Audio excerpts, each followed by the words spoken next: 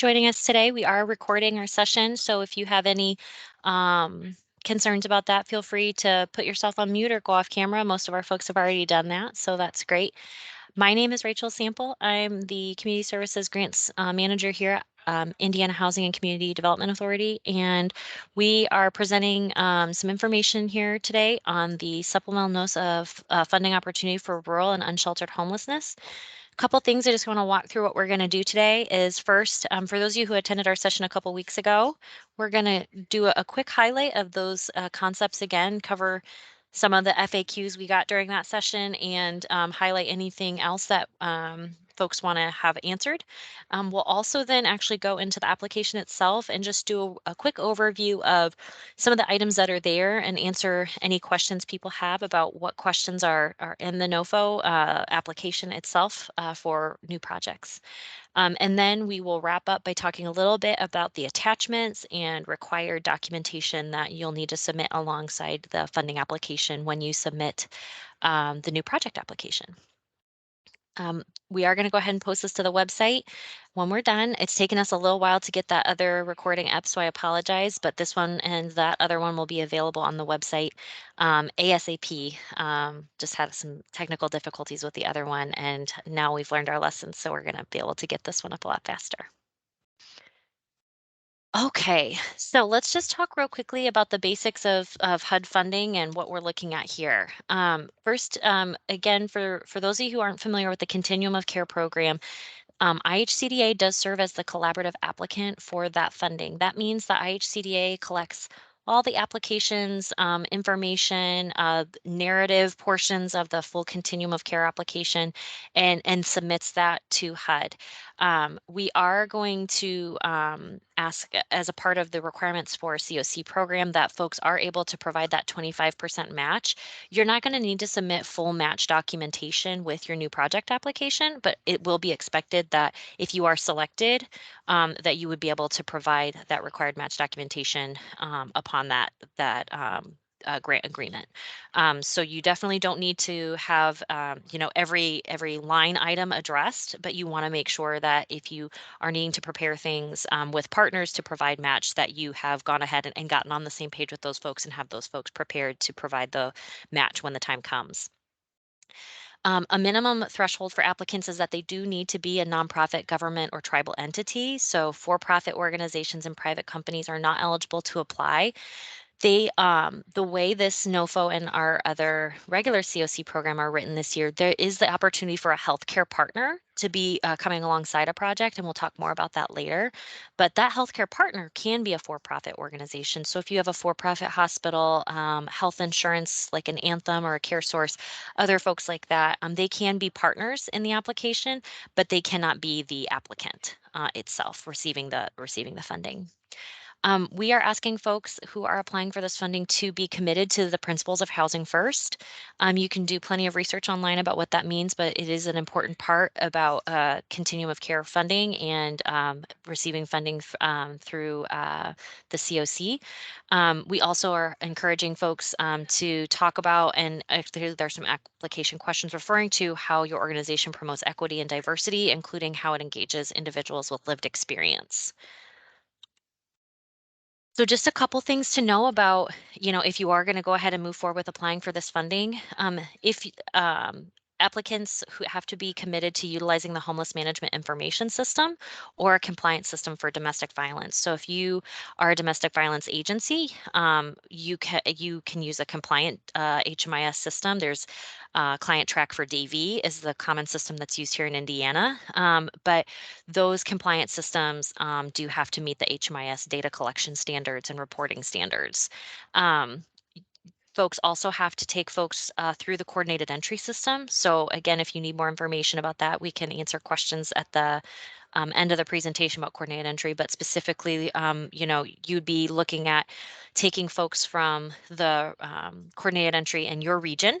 And if that's not something you're very familiar with, you can also feel free to connect with me offline and I can help connect you to those folks in your community or your region. But it's really just about making sure that folks have access.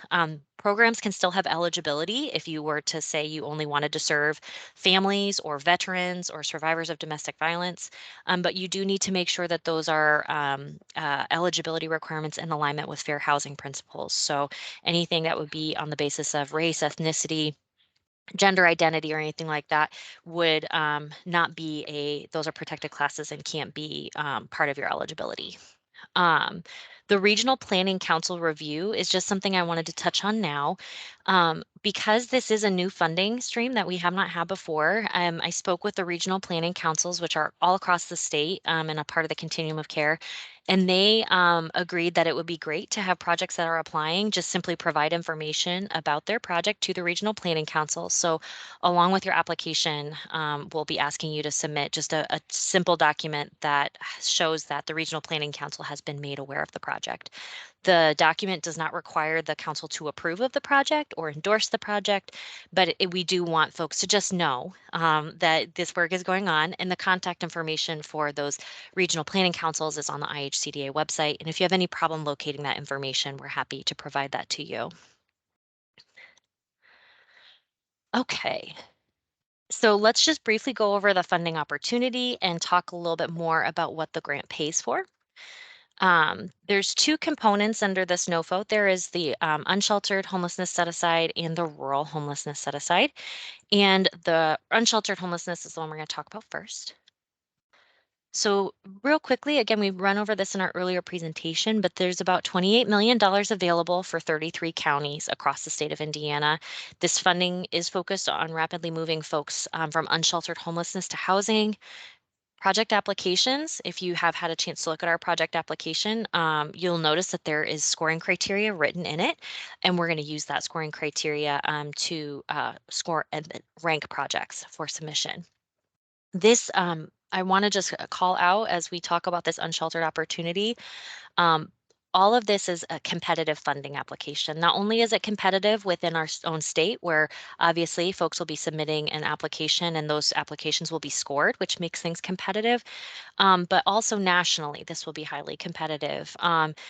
We are going up against states that and cities and towns that have huge populations of homelessness and especially unsheltered homelessness, which this particular funding stream, the unsheltered set aside, is targeting.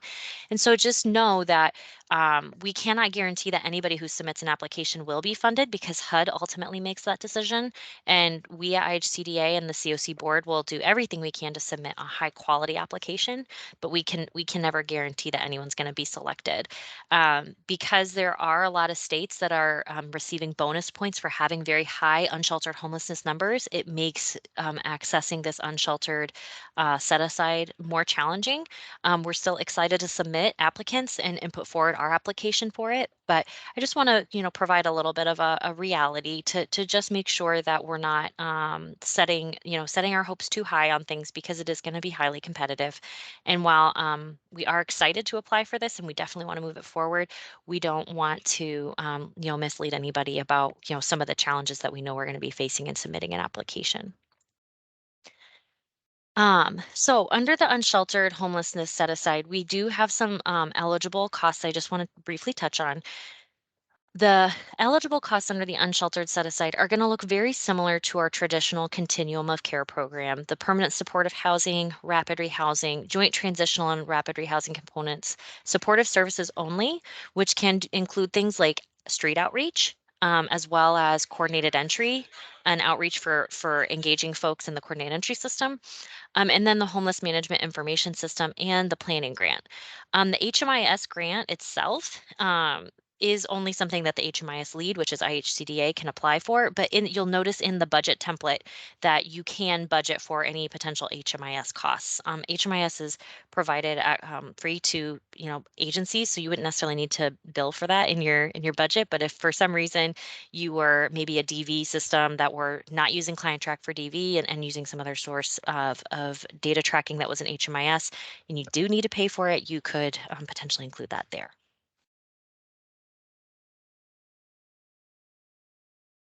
Okay, now let's talk about the rural homelessness funding opportunity. This is about $8.7 million available on 58 counties. There was some discussion in our just kickoff introduction call to the NOFO about these rural counties. And the notice itself from HUD does provide some guidance on what counties are considered rural. This is based upon how close counties are to major metropolitan areas, their total population, things like that. So I know that there are some folks that want to appeal or wish that their county wasn't considered, non-rural, but we really don't have the capacity or capability to appeal that kind of decision since HUD has set the criteria. So happy to answer any questions about that if people have it, but those counties, those 58 counties, are the ones that HUD has named as rural. These projects, similar to the unsheltered homelessness set aside, will also be scored and ranked. And this is going to be a highly competitive. But one thing that's different about the unsheltered set aside is that the project ranking does allow for us to potentially have more of an advantage than we have in the unsheltered set aside. So again, we are very excited about both these opportunities. The rural set aside, I think, presents some really unique opportunities for us, though, and especially as we get into eligible expenses, really does some things that we don't typically have capacity to do with COC funding. So we're very excited about it. Okay.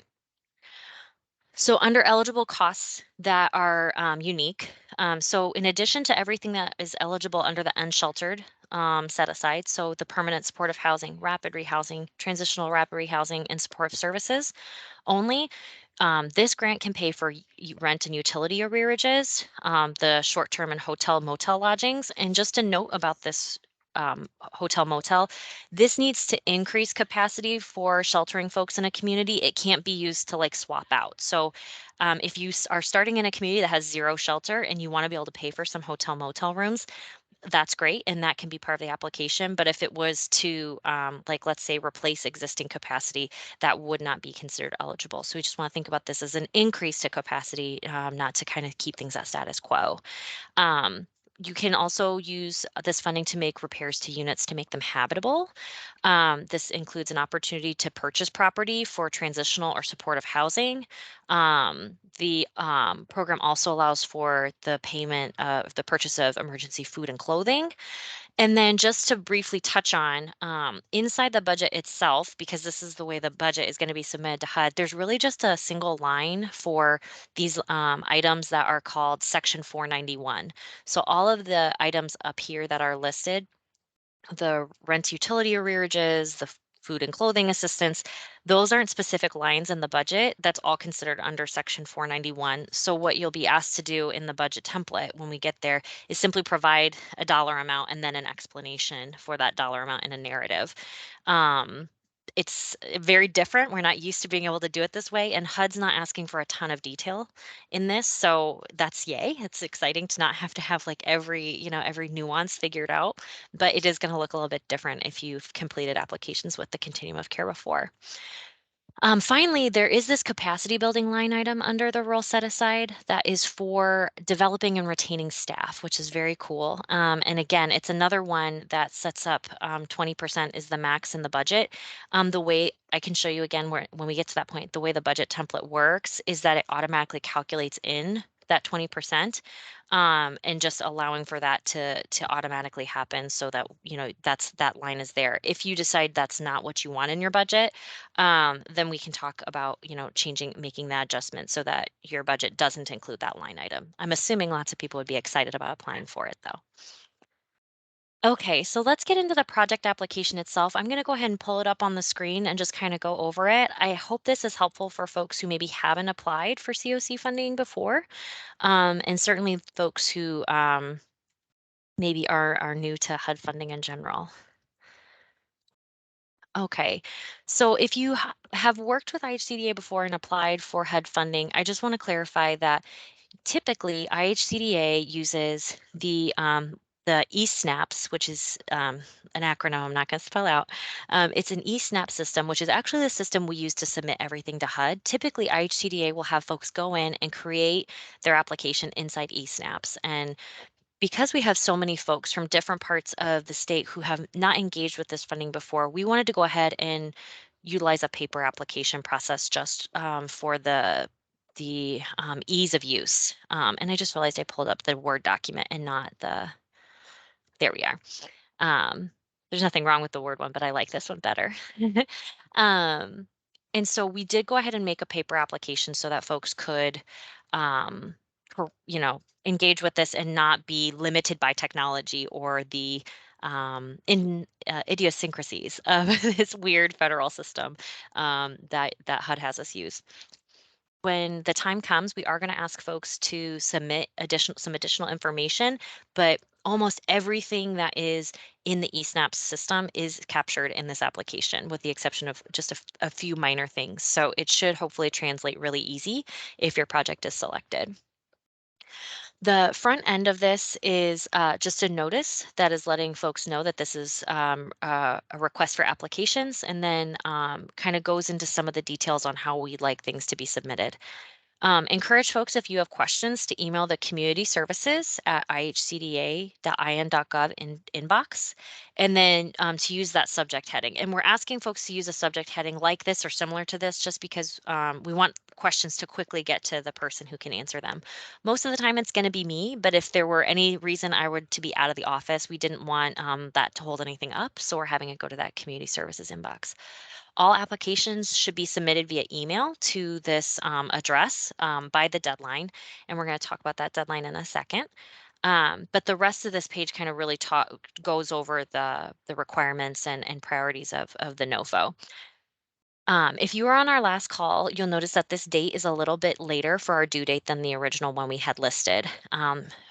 Just about a week before we had our first call about the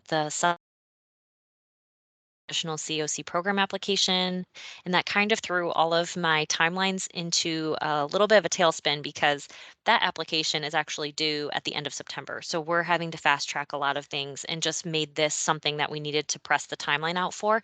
I don't think anyone's going to be sad about having more time for this. It's still quite fast, right? So I'm not going to pretend like this is, you've got all the time in the world, but we did move the due date for applications to be emailed back to community services at ihcda.in.gov to September 19th at 6 p.m. Um, You'll notice here we've got just a couple minimal expectations. These are really expectations that are key to HUD funding in general. We can't have people have a conflict of interest if they are, making decisions about funding. It can't be something that somebody's going to receive a financial benefit if the project receives funding. So just real basic, good governance, good practice in the minimum expectation. It does mention that Regional Planning Council review and provides a link to where you can find that information about Regional Planning Council chairs. Describes at a very high level, what the leverage information needs to look like. We are asking that folks be able to provide, the information we need by the beginning of October for that healthcare leverage. So that means that, if you're not able to submit everything to us with your application, but you're still working on stuff, we'd like to see it early October. We will likely be a little bit flexible with this deadline because we do have until the middle of October to submit. We just want to really make sure we know for everybody who is applying, especially those who are going to be selected to be included in the ranking, that this process is in movement for your healthcare and housing leverage. What we wouldn't want to do is submit something incomplete and then have it not score as well to HUD just because it was incomplete and we didn't know that you were working on something or there was some delay because we didn't have good communication. Just for clarification, if you do need that listing of rural counties, it is here in the application itself. Um, we want to make sure that folks are aware that they, again, need to be the eligible to apply. So you need to be nonprofit, a state government, public housing agency, tribal entity, need to be registered with the Secretary of State and have a unique identity identifier with SAM.gov. All right. So I'm not going to go over these next sections of the notice for the application because we just kind of talked about that stuff. But I will say, if you have a chance and you are interested in the rural funding, this page 4 here on the bottom, you're going to see this is actually going to take you to the legislation. And maybe that's not of interest to you, but I think it spells things out quite nicely. It's going to take you to the law itself that talks about what the eligible expenses under 491 are. And hopefully that lets you understand what things would be included in that budget line when you go ahead and complete the template, because you don't need to include everything under 491. And there is lines for rental assistance and there's lines for supportive services, but there is this section 491 here for those other kind of strange things that are unique to the rural NOFO. This is just for your purposes or any applicant's purposes to have like a checklist here of things you should be submitting with the application. And then we'll get into the application scoring. So this scoring criteria itself is, you'll see as you get into the application, there are details about how someone might score full points or score well on a certain section. Not every single question is scored. Some of them are yes, no, and they're not scored. Some of them are yes, no, and they are scored. It's really just about what we saw in the HUD priorities in the notice and the guidance they were giving us on the objective criteria and other important criteria they were wanting to see applications prioritize when they were making the selection for potential applicants. So these are kind of line by line. What I hope this does for folks is let folks know, what are the most important questions? How can they really make sure there's the sufficient detail to score well in certain areas? And I'm not going to go question by question in the application itself, but just know that this is kind of the summary. And then on each of the questions inside, you'll see when there are points associated with those questions. And when there's no points listed, that means that there aren't any points. We do expect folks to still complete every question, even if there's no points asked, required, but it's just to kind of give you that indication of when we're using points to score a question and when it's just kind of an expectation that you're going to answer the question. You'll notice here, this is, we are saying these attachments are required. Again, I explained earlier, if for some reason, and you have that space in the application, I'll show you that section to talk about where you are and getting the housing and healthcare partnership documentation. If you have the attachments at the time of your application, that's great. Provide them with your application. That's awesome. If you don't, we'll still accept the application. It's not going to fail to meet threshold, but it's not going to obviously score as well as an application that has those materials. So if you've got it, that's awesome. If you don't, please don't not submit because you don't have that information. We're still considering projects even if they don't have it, just as long as we're able to work towards getting it, since it is important to the application. A couple of things here in closing is that there is a budget, and if folks do want to go over that budget, I can. But it's pretty straightforward. You want to fill in the peach cells on the budget and leave the white cells alone, or vice versa. I might need to go and look at it now that I've said that out loud. But it does do some auto calculation for you. The one thing for those of you who are new to the funding is that there is an expectation that for rental assistance, you are using fair market rent in your application. And those fair market rent information sources are listed in the budget template. So you can follow that link inside the budget template, click on that and get the information about the fair market rents in your area. We're not setting a statewide standard for FMR because we know those can be wildly different from county in the south to a county in the north, east, or west. So we just are encouraging you to go look at that information and enter that in for the units that you're going to be applying for. So very simply here, and like I said, I'm not going to go over each question. We've got our application page. It's important that we have confirmation of things like the type of organization you are. If you're not a 501c3, that you are eligible under those other eligibility criteria, that we have your UEI and tax ID, just to know, obviously, that those who are applying are recognized entities. Please go ahead and look up your congressional districts. We are going to have to provide information about geocode and other things once we get into the actual application itself. You don't need to do that here, but just know that we're going to need detailed information about where we're talking about. If your project is like a scattered site project, when we talk about a physical address, we're talking about the address of the project. And if that address is not a physical address because it's going to be, using apartments all over a county, you're just going to use your office address. All right. Um, Asking folks here to provide your name and then to indicate whether or not you're applying under the unsheltered or rural set aside. It does not matter which one you select as long as you're eligible to apply under that. So if you select the unsheltered, you can't use um, budget, you can't use the rural budget lines. If you can't use the rural budget, there's two budgets. If you select rural, then you're going to want to make sure you're serving the counties that are rural. So just making sure that you have that understood and locked down. So then we have our threshold requirements, and these are primarily ones I already talked about. But it is an expectation you can have the match, that you are in good standing with HUD, that you've got Secretary of State registration, sam.gov, that you agree to comply with using coordinated entry and HMIS. Um, and then this is just to confirm, and this is just because we are using a paper application that, we are going to have some things that may come up in the eSNAPS application that we're going to need follow-up from you on. And this is just you confirming that you're willing to work with us on getting the full application material submitted. If we don't submit a completed application, if, we reach out to you and we never hear back about something, we may choose not to submit it because it's too incomplete, or we are submitting it and because it's incomplete, HUD will not select it. So just know, we're willing to work with folks. I know capacity is tight, have good communication, and just make sure that, if we reach out and say, oh, actually, we need X, Y, or Z, that we stay in good communication about, where we are and getting some things. My anticipation of what something like that would look like would be if, for example, if you didn't have your healthcare or housing documentation, or if you, left a field missing on your application and, we still wanted to move forward with, having it be a part of the application because it wasn't something super deficient, but it was like your UEI number.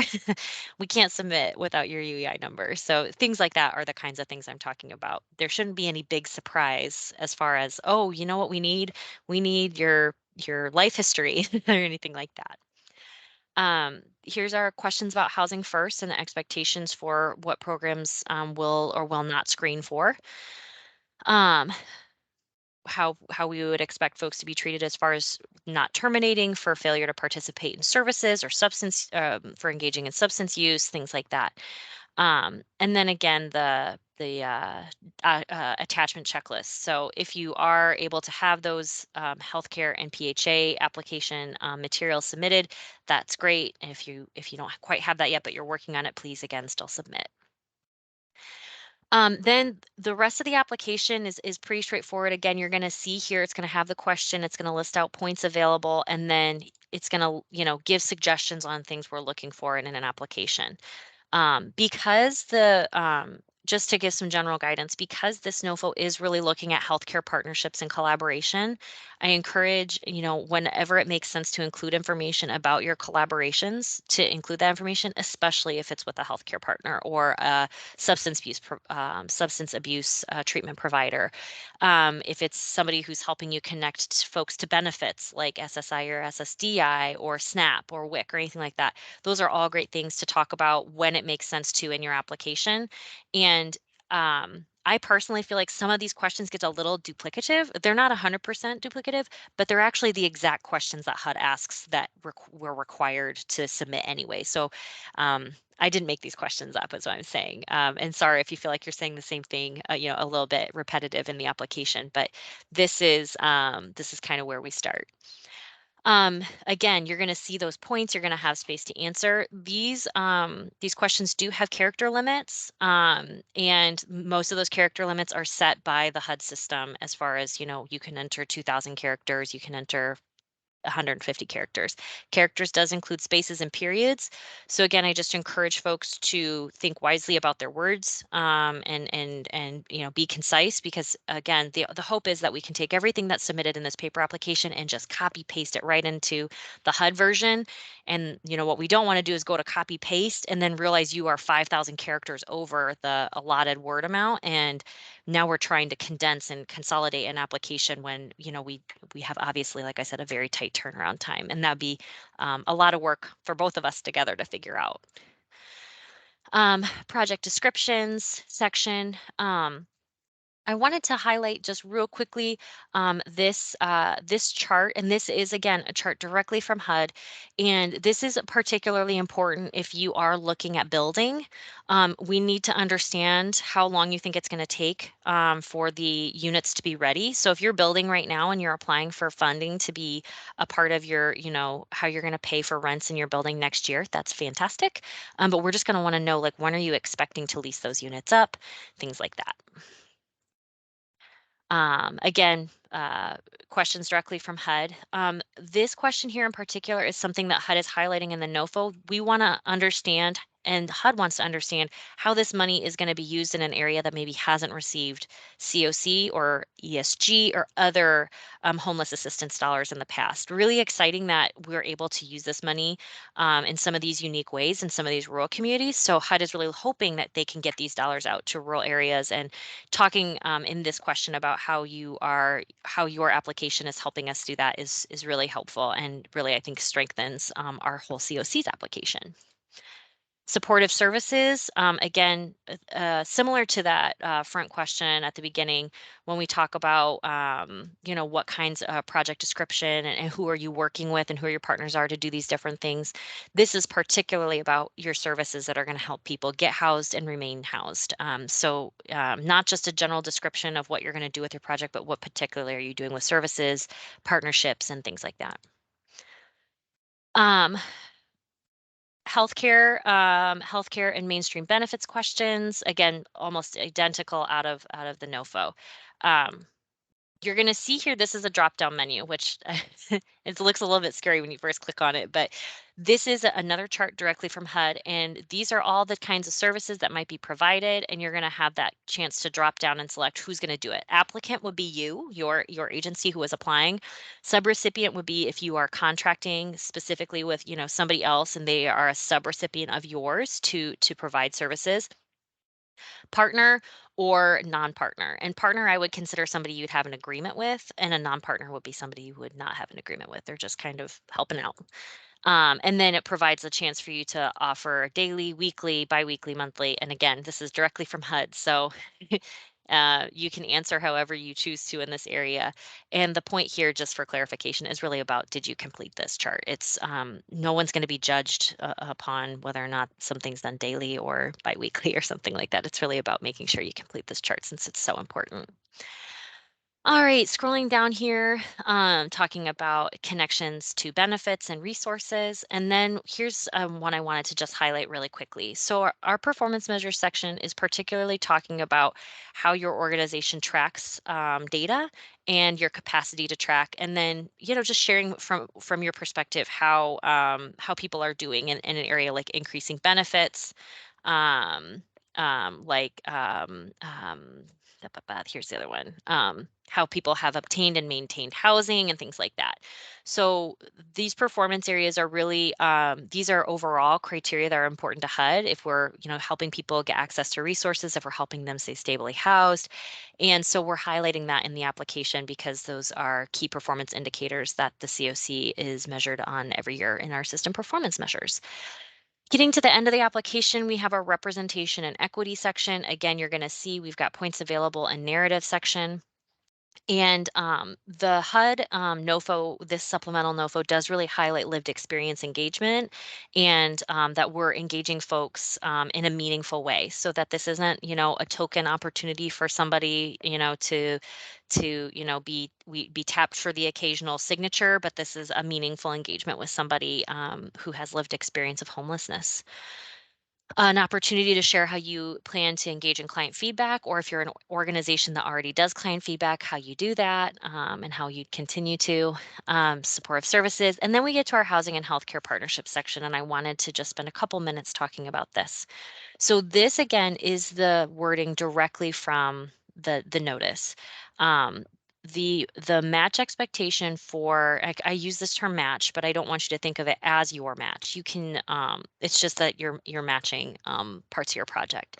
The expectation is that um, for permanent supportive housing, 50% of the units in the project must be funded through non-COC and ESG. So that could be something like HOPWA, Section 8, the emergency housing vouchers that HUD has released. There's new stability vouchers that HUD just announced, I think on Tuesday of this week, that are also a part of this. And then there is in rapid rehousing that 50% of the households in a project could have access to through Move On a voucher, or that their rental assistance is going to be paid from another program that's not COC or ESG. Um, and then this is just an opportunity here for us to have documentation on who you're working with to get that housing, public housing documentation. If you do not have a local entity who is administering um, vouchers, if you do not have a local PHA, if IHCDA is your PHA, please make sure you include that in this information and reach out, via email so that we can assist in connecting. We're already talking very closely with real estate. I don't want to bombard the real estate team with lots of requests, but if you can let me know as you're working on your application that you are a community that would be working with IHCDA's real estate team, that will help us know and make sure that the right people are getting in touch with you for what you could put in your application. Same thing with the healthcare. This comes directly from the notice from HUD. This I'd want to highlight a couple of things here. That again, it can be health services provided by a public or private entity, including FQHCs or your local health department.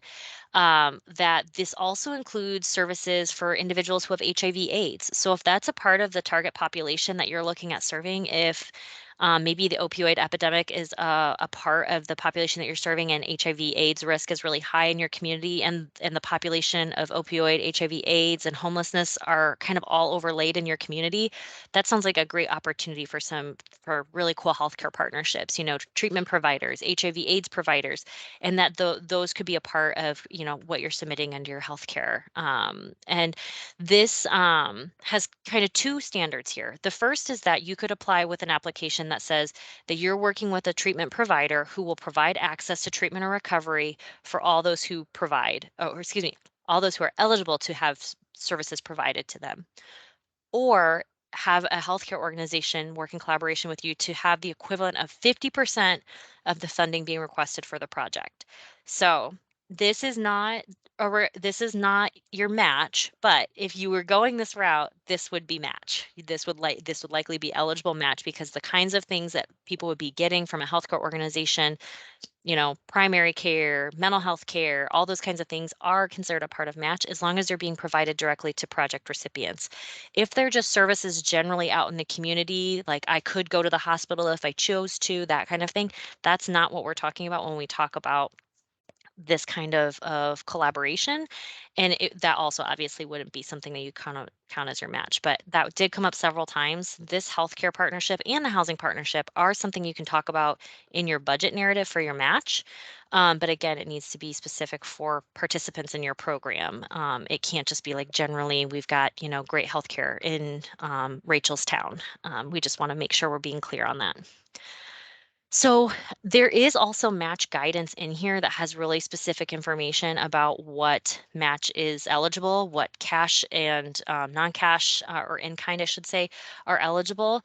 Encourage you to take a look at that, and then take a look at any of the more, legalese inside Hearth if you need to. We're happy to answer questions about match as it relates to the application. But the big thing is that what we're asking for in this application is not that you're able to provide your fully documented match. It's just that you are prepared, if you are funded, to immediately provide that documentation. So it can't be nothing. It can't be that you haven't talked to anybody and you have no information about whether or not they do something. Because if you were to be selected, we would then need to have that documentation, and we wouldn't want to not be able to get it. So you don't need to have every I dotted and T crossed, but we need to have that to the point where if you as soon as we were to ask you for it, you could produce that along with your partner. All right, I'm going to stop sharing my screen and just kind of see what questions we have. I've been talking at you for quite a long time, and see if we have any questions before we wrap up for today.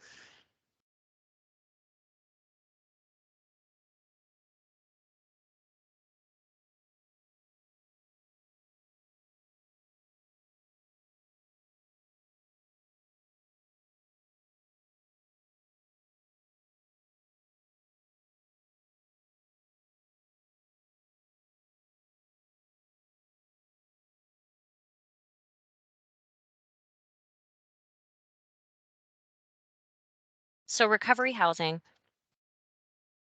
and I want to apologize for my ignorance. I want to make sure that it would be clear that if the housing required somebody to be clean and sober while they were residing in it, there would be an issue with housing first. So we would just want to make sure that if we are talking about recovery housing, it wouldn't require sobriety. Um, it would, if you have time-based leases, or if people don't have leases, then it would be considered a transitional program. But again, regardless, sobriety couldn't be a condition of being in the unit, in order to be a housing first program.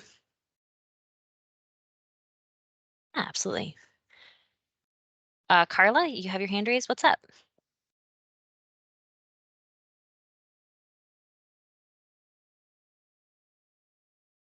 I don't know. I'll try taking you off mute myself and seeing if maybe I can hear you. Okay. It's still saying you're muted. Yeah, here, I'll go ahead and pull up the link and place it in the chat for those rural counties. It is in the funding application, and I'll just quickly drop that link in the chat. Carla, I don't know if you can ask your question in the chat because I'm still not hearing you. I did try and unmute you, and it didn't seem to want to let me go any further than that. So, yep, it doesn't seem like I can unmute you either. Let's see. I'm gonna just double check there's no other settings I can adjust here. No, I don't know why it's not letting you talk. I'm sorry.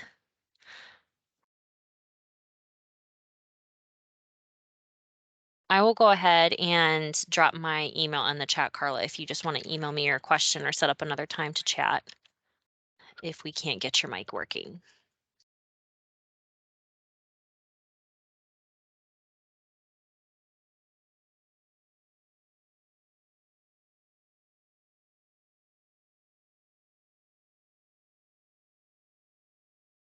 All right, just if we don't have any other questions, I'll move over here.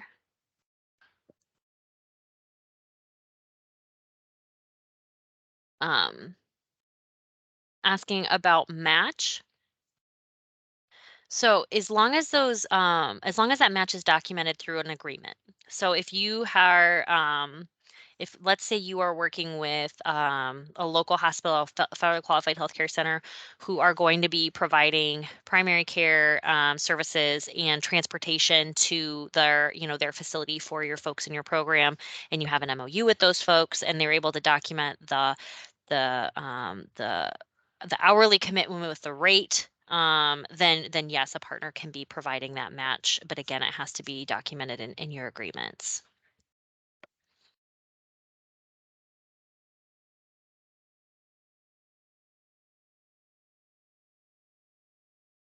Okay, I'm gonna move forward, and Carla, maybe you and I can touch base offline. I'm sorry we can't hear you. But we'll go ahead and I'll share my screen again so that I can just go over a couple of little pieces of information, most of which we've already covered, but just to kind of hit a couple things home. So we just kind of went through the project application and kind of covered what it looks like, what you should be looking for as you're going through it. And hopefully that gives you a better sense of kind of what you're diving into if you haven't had a chance to open it yet. Just as a reminder, we want to make sure that you're not just sending in the application, because that application on its own is missing some components, most particularly the budget. It doesn't have a budget inside it. It has an Excel file that is a budget template. Um, you want to make sure that if it's possible, you are able to document your healthcare and housing partnerships. If you can't, you've got that space inside the application itself to provide a little bit of narrative about where things are, and to help us connect with you about maybe where some support might be needed to connect with real estate if that's not something you have the capacity to do. Like I said, I would encourage you just to shoot us an email too in advance of submitting your application. You can send something to community services or to that email that I put in the chat. Just let us know that you're working on something and not quite sure how to proceed, and we'll connect you with the real estate folks as we need to. Um, then, of course, we do have that simple sheet that asks for the Regional Planning Council review. And if it would be helpful to folks, I can quickly show that on the screen before we wrap up. It is a very simple sheet. And again, this is not asking for endorsement from anybody. It's just, confirming that, hey, we've told the other folks in our area that we're applying for this money, and, we're just checking in with them, and they know we exist and we know they exist is essentially the intention there. I hit on these items already, but this PowerPoint will be online. This is everything that was listed before. So again, what I will just hit on here is that in particular with two things here I think that are important. With the housing partnership, you do not have to have your vouchers awarded. If that's something that somebody is applying for. So let's say you are in Gary, and your local housing agency is applying for the new supplemental vouchers, and you have worked in collaboration with the Gary Housing Agency to submit, what you guys are going to do with those supplemental vouchers, or excuse me, stability vouchers with this supplemental NOFO. Providing just to say that we've done that is enough for this. And to be quite honest, because of the timing of those vouchers and this, even saying, you're in the process of it, I think is a great step forward, because obviously this is all moving pretty fast. Otherwise, any kind of commitment letter that is about your preference, your set aside is helpful. And again, you don't have to have already have that award in hand. Maybe you've applied for new HOPWA money, or something like that, or are working with a HOPWA agency. It's just that it's something you've applied for.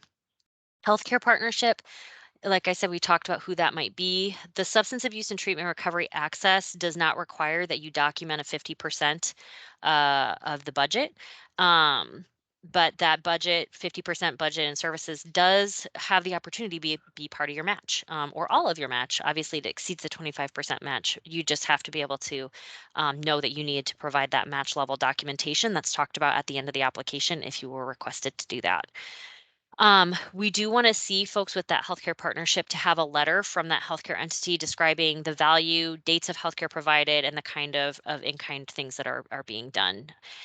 Understanding that obviously you're looking forward, right? This isn't something that's happening right now. So it's more about a time range. So, upon, grant, let's just say 6/1/2023 to, 5/31/2024. It doesn't need to be that you are making up dates to talk about what kind of healthcare services are being provided.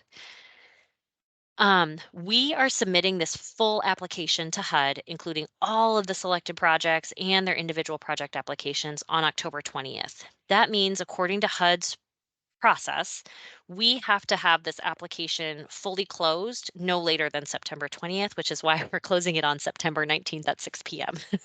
I had initially set a much more aggressive timeline to have this closed earlier so that we could spend more time. But given all the other things going on, we've extended our deadline out, and we've moved the deadline for the application to September 19th. Um, We will notify agencies if they are selected for the ranking in September. And what that will essentially include is an email that's going to say, we have scored your application, it has been selected for ranking, or it has not been selected for ranking. And then if it's not selected for ranking, there is an opportunity per HUD requirements for an agency to appeal that decision. And that appeals process will be detailed in the information that's sent to an agency if they're not selected.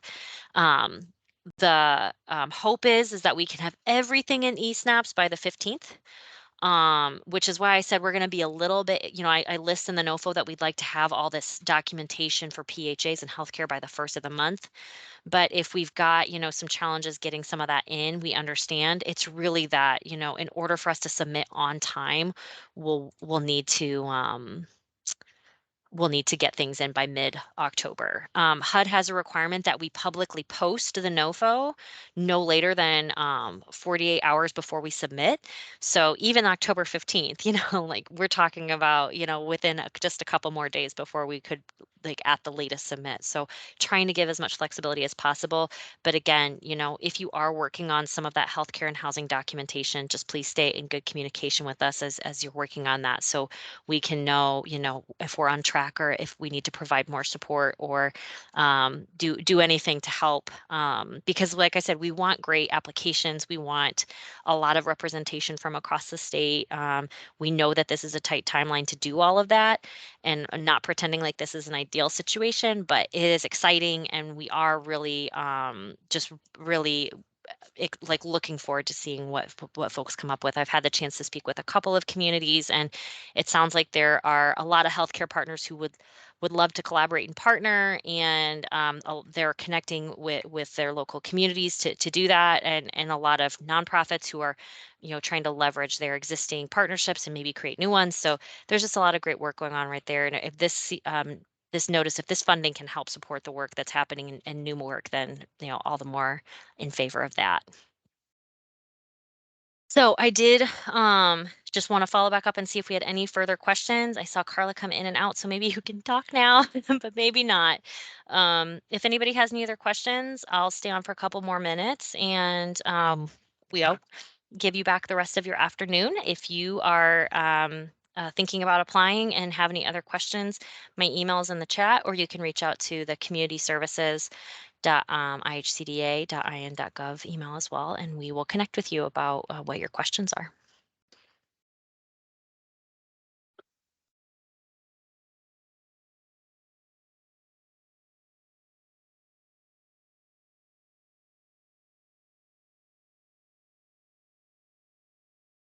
I'll go ahead and turn off the recording. Thank you guys so much. We'll be in touch. Thanks.